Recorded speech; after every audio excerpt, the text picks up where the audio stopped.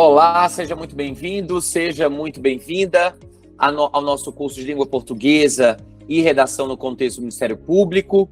A gente conversou no módulo anterior sobre nós conversamos sobre coerência e coesão e sobre impessoalidade, não sobre objetividade, sobre impessoalidade. Neste módulo, a gente vai falar muito sobre objetividade, né? Tudo aquilo que envolve objetividade. Então, a gente vai... são vários aspectos ali que estão relacionados à objetividade, e eu quero passar para você todos esses tópicos, tudo que envolve aqui a objetividade. Tudo bem? Vamos lá, vou projetar minha tela. Então, vamos lá. Aqui, objetividade são 6 aspectos distintos relacionados à construção do texto. E a objetividade, informação muito importante, o que é objetividade, né? Como eu consigo atingir a objetividade? Então, a objetividade envolve 3 aspectos.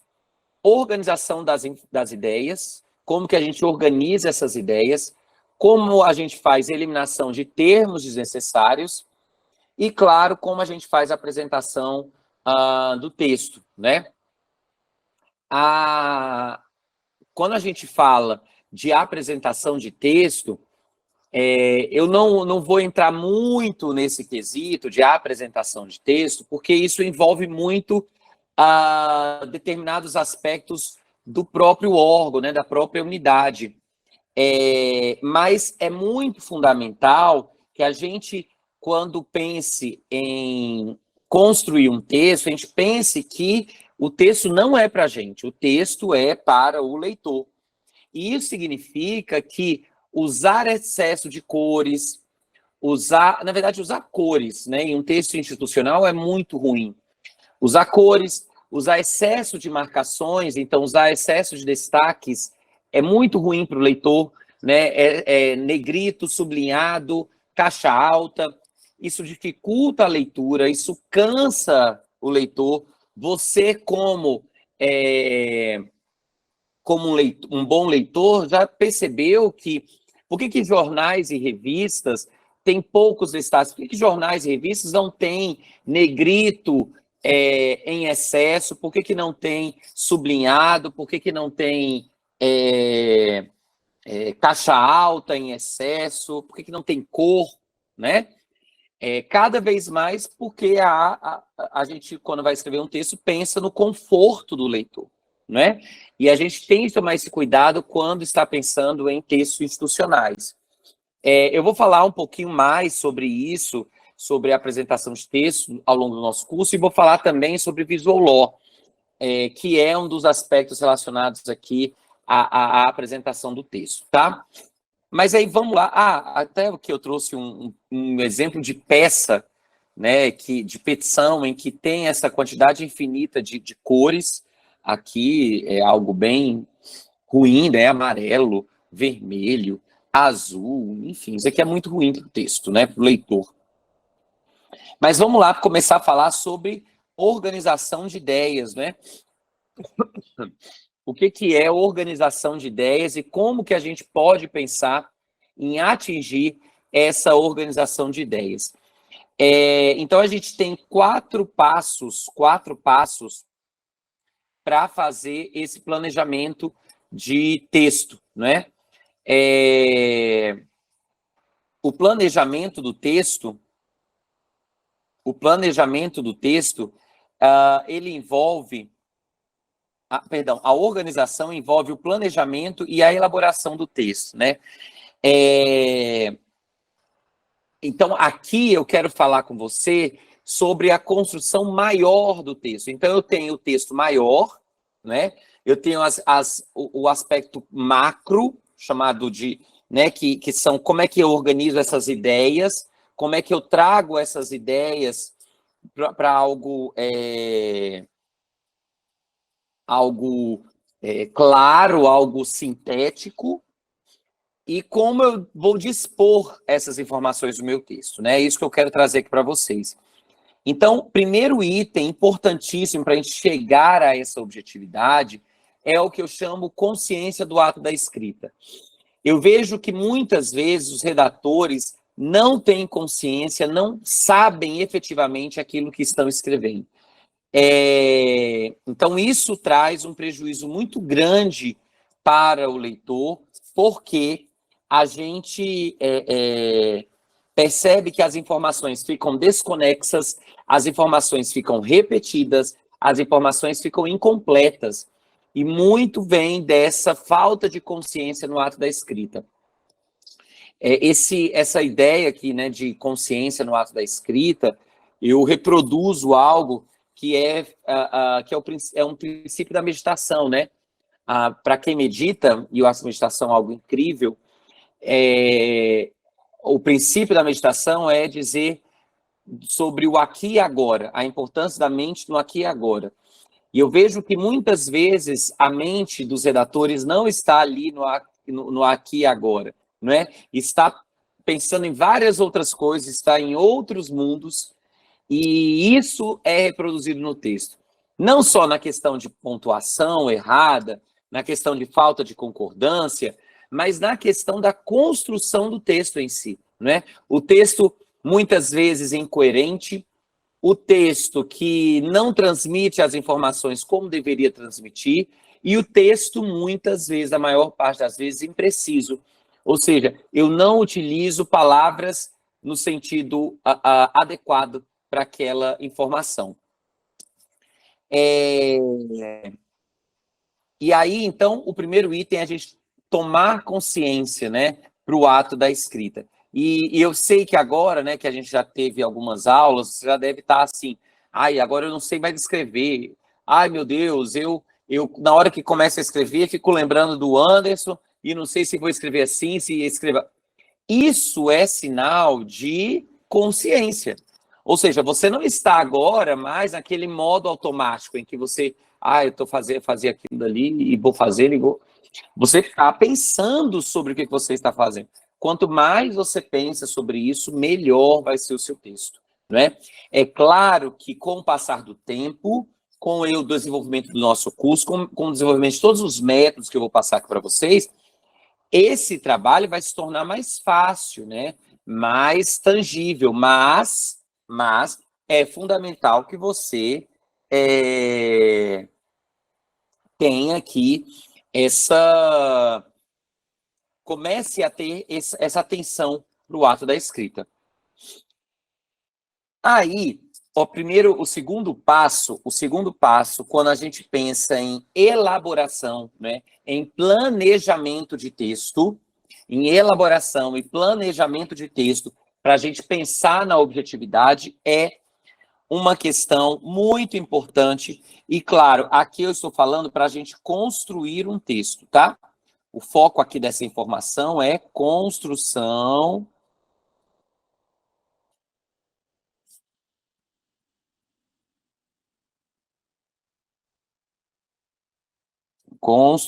do texto. Então, aqui o foco é na construção do texto, e esse texto, claro, né, não é o texto que a gente vai pensar ali, até que alguns tópicos aqui que eu vou falar podem ser aplicados lá para a elaboração do e-mail, que são 2 linhas, podem servir lá para a elaboração do ofício, de 4 linhas, mas é claro que aqui o meu foco é falar desses textos maiores, dessas peças que a gente vai construir de 5 páginas, de no máximo 10 páginas, né? No máximo 15 páginas ali. Então, são para esses textos maiores, esses textos que requerem uma atenção, né, muito maior, uma objetividade maior, uma precisão maior. No âmbito aqui, né, dessa ideia de construção de texto, o segundo passo para a gente atingir essa objetividade é a gente fazer uma espécie de brainstorm, de tempestade de ideias, para que a gente consiga, o objetivo aqui é fazer um esquema do texto. Então, o meu objetivo é fazer com que você, a partir de hoje, sempre elabore um esquema prévio do que você quer abordar naquele texto. Quanto mais vezes você elaborar esquemas ao longo das suas produções textuais, mais fácil será produzir esses esquemas. Então, é muito útil esse esquema. E veja, jovens, eu dou aula, né, para advogados muito competentes. Não, eu dou aula para estagiários. Há 3 semanas eu dei aula para estagiários lá do STJ, ou seja, estão no início da sua atividade, né, profissional, no início. Os advogados, não, os estagiários estavam ali no 2º, 3º semestre, então não produziam peça. Entende o que eu estou falando? Mas eu também dou aula para esses advogados que já estão há muitos anos produzindo os seus textos jurídicos. Dou aula para magistrados que já produzem há muito tempo esses textos jurídicos. Então, essa questão de ter domínio e ter consciência para a gente escrever e fazer esquemas não é algo que eu estou falando porque eu acho que vocês não... que vocês elaboram textos ruins ou que vocês elaboram textos piores, enfim, não é nada disso. É porque isso realmente é fundamental para que vocês consigam construir textos que textos de excelência mesmo, sabe? Textos de excelência. E é um dos objetivos desse curso, né? Então, quando a gente vai pensar em brainstorm, eu quero que vocês tenham a ideia de colocar no papel todas as palavras, todas as frases que vêm sobre os tópicos que você precisa abordar naquele texto, ou sobre o texto como um todo. Porque a ideia é você colocar todas as palavras, todas as frases que você pensar sobre aquele tópico, ou sobre aquele texto mesmo, e depois você conseguir organizar. Por que há essa imagem aqui? Porque há essa bagunça aqui, né? Isso aqui não está muito organizado. Então, eu tenho várias palavras, eu tenho várias frases, eu tenho várias informações que estão aqui até um pouco desconexas, que estão sem coerência. Mas eu quero que você faça esse hábito, tenha esse hábito, porque depois a gente vai partir para o outro momento, que é a organização das ideias, a sistematização das ideias. Então, aqui, ó, ao passo que eu vou colocando as palavras ali no meu rascunho, vou colocando palavras soltas, depois eu vou fazer o quê? Eu vou agrupar as ideias. Eu vou agrupar as ideias que são coerentes, as ideias que são incoerentes. Eu vou agrupar as ideias que eu tive que não se referem àquele texto em si, então eu vou eliminar, e pego todas que não se referem e elimino. Porque com isso, jovens, prestem atenção, prestem atenção, prestem atenção. Quando eu faço isso daqui, que é o início realmente do meu esquema, do meu esqueleto de texto, eu começo a perceber como esse texto vai começar e como esse texto vai terminar. É inadmissível que você, redator, não tenha, ao iniciar o texto, consciência de como esse texto vai ser encerrado. É inadmissível. Se você faz isso, provavelmente o seu texto ele tem informação desnecessária, ele tem informação repetida, ele pode ter informação incompleta, informação confusa. Então, a gente precisa ter esse hábito de ter consciência e dominar todo o texto, e não só uma parte do texto. Para isso, a gente precisa fazer esquema, viu? Então, faça um esquema. E aí, assim, a gente vai... Então, fez lá a tempestade, depois a gente organiza, sistematiza. Então, no tópico 1, eu vou abordar isso, essas ideias. No tópico 2, essas ideias. No tópico 3, essas ideias. Para que depois a gente tenha essa espécie aqui, ó, de esquema. Eu consigo olhar o meu texto e saber como é que eu vou iniciar, como é que é o meio, como é que é o fim. Para vocês terem uma ideia, eu elaboro textos, né, minha gente, há, sei lá, 15 anos. Aí tá me dando alergia, jovens, por isso que eu tô aqui toda hora fungando, né, como diz minha mãe. Eu elaboro textos há muitos anos, né? Os discursos dos presidentes, né? Desde quando eu estou na presidência, eu ajudo muito os presidentes na elaboração dos discursos. Então, eu me considero uma pessoa que tem uma noção boa de elaboração de texto, né? De elaboração mesmo, do dia a dia, de escrever. Mas fazer isso daqui me ajuda tanto, assim, é muito, muito, muito, muito bom quando eu consigo saber exatamente qual é a ordem dos argumentos que eu vou apresentar. Porque saber a ordem dos argumentos, gente, facilita até mesmo a adesão. Isso também é uma estratégia argumentativa que eu vou falar para vocês depois. Mas a ordem dos argumentos pode influenciar, sim, no resultado, né? No resultado do entendimento e no resultado de adesão ou não daquela tese que é apresentada. Então, é fundamental a gente ter esse esquema para que a gente domine qual é a ordem dos argumentos, qual é a importância que a gente vai dar a cada uma dessas ideias e como a gente vai encerrar o texto. Tudo bem? Então, façam isso, façam isso. Isso é importantíssimo. Então, agora que vocês já sabem como elaborar o texto, como vocês já sabem como elaborar o texto, a gente agora vai falar sobre os parágrafos em si. Porque, veja, você já sabe o texto, né? Você já sabe agora como fazer o texto. Agora a gente vai para o parágrafo em si, que é o próximo passo.